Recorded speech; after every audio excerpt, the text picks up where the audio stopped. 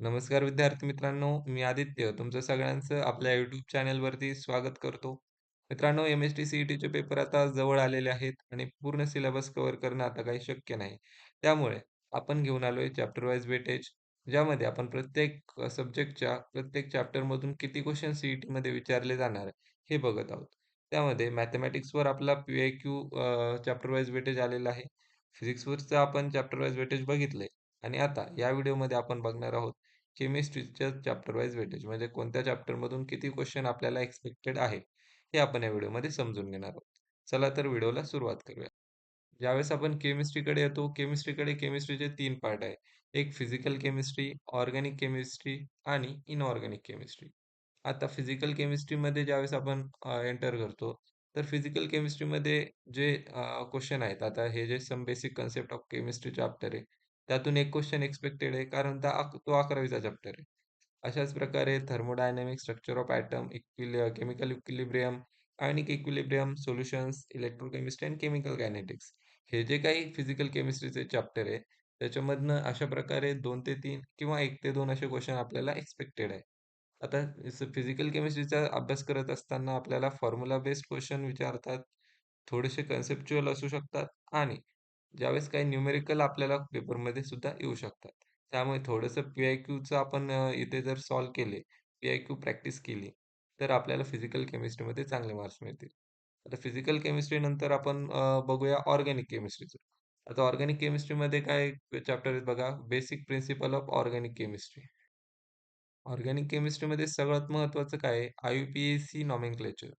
ज्याच्यामुळे हा पूर्ण ऑर्गॅनिक केमिस्ट्री ज्याच्यावर बेस्ड आहे ते आय-यू-पी-ए-सी नॉमेनक्लेचर आहे. ठीक आहे. त्यामध्ये बेसिक प्रिन्सिपल ऑफ ऑर्गॅनिक केमिस्ट्रीमध्ये तुमचं ते कव्हर होईल. त्यानंतर हायड्रोकार्बन्समध्ये अल्केन्स वगैरे असतात.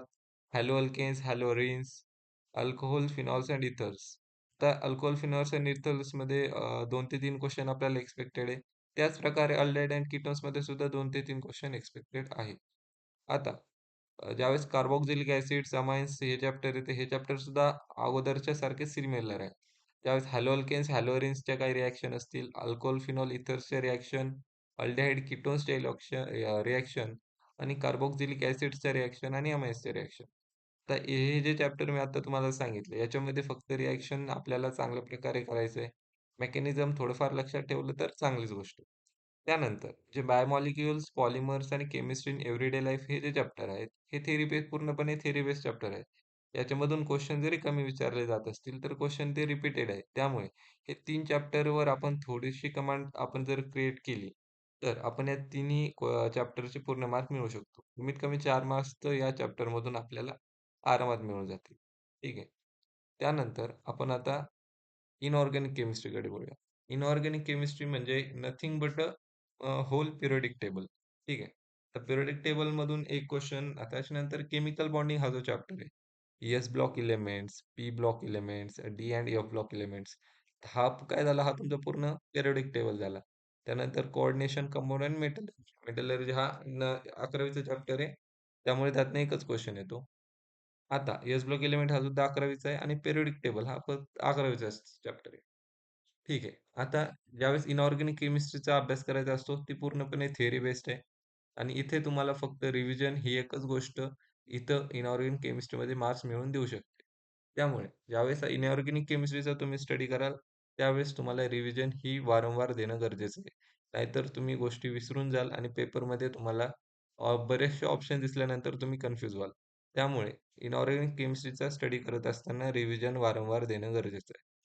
अशा प्रकारे आपलं इनऑर्गॅनिक केमिस्ट्रीचं चॅप्टर वाईज वेटेज आहे, ज्याच्यामध्ये 2 ते 3 क्वेश्चन पी ब्लॉक एलिमेंट्समधून, कोऑर्डिनेशन कंपाउंड्समधून 2 ते 3 क्वेश्चन अशा प्रकारे आपले क्वेश्चन्स डिव्हाईड झालेले आहेत. ठीक आहे. आता या सगळ्यांची जर तुम्हाला पी-डी-एफ हवी असेल, तर पी-डी-एफ डिस्क्रिप्शनमध्ये दिलेली आहे. तिथून तुम्ही ही पी-डी-एफ ॲक्सेस करू शकता. चला तर व्हिडिओ आवडला असेल, तर व्हिडिओला लाईक करा, चॅनलला सबस्क्राईब करा आणि तुमच्या मित्रांना हा व्हिडिओ नक्की शेअर करा. धन्यवाद.